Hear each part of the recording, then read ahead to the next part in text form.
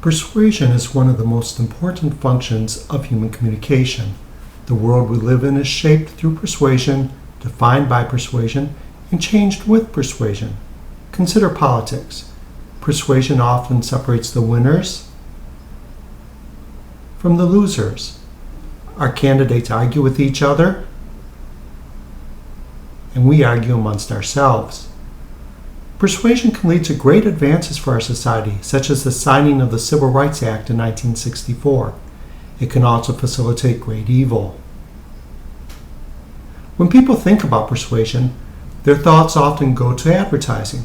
This is not surprising because the average person is exposed to 5,000 marketing messages every day. We are inundated with ads on television and in print. When we go to the movies, we sit captively through trailers of upcoming movies. When we connect with our friends through social media, advertisements are ever present. Billions and billions of dollars are spent on internet advertising every year. We cannot even carry out a Google search without seeing ads. Persuasion is a fundamental concern in so many other facets of life, including law, religion, business, and even the sports we play. In the context of healthcare, we may find ourselves the target of our doctor's persuasive efforts to get us to take our medications, lose weight, and eat better. Our dentist might praise us for our regular flossing to encourage us to continue doing so. Meanwhile, our therapist might gently suggest new behavioral approaches to address our ongoing personal struggles. Persuasion is a part of our personal lives as well. This includes our efforts to find love, maintain our relationships, and overcome disagreements and other challenges.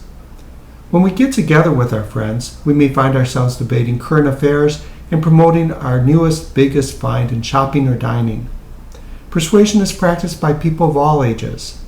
In many cases, persuasion is used as a tool to support decision making. The decision in question may be one that you have to make alone or with others. Sometimes another party's efforts to persuade us is obvious, as is the case with most advertisements. On other occasions, persuasive intent is masked. An example is product placement, in which a company pays to have its product featured prominently in programming or a movie. Pepsi had such an agreement with Simon Cowell on the now-defunct X Factor reality show. Similar deals have been inked between corporate marketing departments and media producers. Our television programmers and movies have become carriers for subtle product appeals. The conclusion: persuasion is pervasive. But what is it? It's time for us to get down to work. Good day. My name is Robert Bell. I've been a professor here in the department since 1987. I work in the area of health communication. Much of what I do concerns persuasion. This includes studies of food and drug advertising, health promotion and disease prevention message strategies, and mutual influence in doctor-patient encounters. Let's work towards a definition of persuasion by first asking the question, what is assumed when we say that we have persuaded someone? Persuasion researcher Daniel O'Keefe suggests that when we encounter a situation in which we feel it's right to say that we have persuaded someone, 5 characteristics are usually present. First, the notion of success is embedded in the concept of persuasion. It does not make sense to say, I persuaded my friend to lend me some money, but failed. One would have to say, I tried to persuade my friend to lend me some money, but failed. Thus, I persuaded someone implies a successful attempt to influence. Second, when we recognize that persuasion is connected to the notion of success, we must have some goal in mind. There must be some outcome that we intend to bring about. Without a goal, we have no standard by which to judge whether we have been successful. Thus, when our friend gives us some money, we can say that we successfully persuaded him to do so because that was the goal we intended to achieve. Third, we typically limit our use of the term persuasion to situations in which the target of influence has the opportunity to say no. It makes no sense for me to say that I persuaded my friend to give me money if I use threats or intimidation to succeed. That's coercion, not persuasion. Fourth, persuasion requires communication. In most cases, persuasion is carried out through the use of language, used to present evidence and arguments. However, limiting the study of persuasion to verbal messages is too limiting. In this old print ad for Marlboro cigarettes, we see verbal claims. This particular cigarette is filtered, which was a novelty at the time. It is also flavored and comes in a convenient flip box packaging. The real message, however, is in the image. The brand is being associated with a masculine user, a cowboy. Decades ago, no real man would be seen smoking a filtered cigarette. Madison Avenue thus presented Americans with a real man doing just that. The core message in this ad is carried by the image, not the words. Of course, real women have their own cigarette too. Think about the meanings associated with particular brands you know and love. Then think about where those meanings come from. Words alone cannot explain how these meanings have evolved.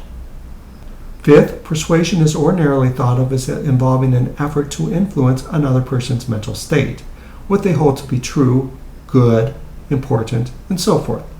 You intuitively accept this if you think about persuasion as changing someone's mind. Many researchers in the field even call their work attitude change research. Putting everything together, we are now ready for a definition.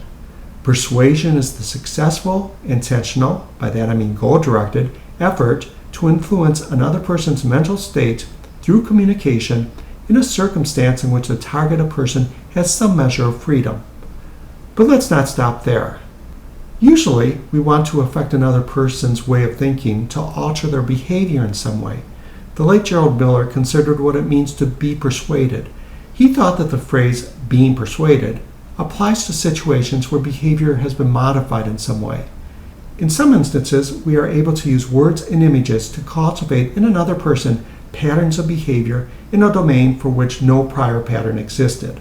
Parents, for example, have to shape their children's patterns of behaviors. They might teach, for example, that strangers can be dangerous. Persuasion as a response shaping process is often referred to as socialization.